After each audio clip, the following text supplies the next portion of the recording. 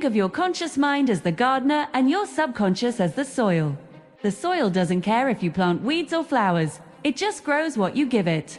If you keep saying I'm broke or I'm tired, your subconscious accepts that as an order.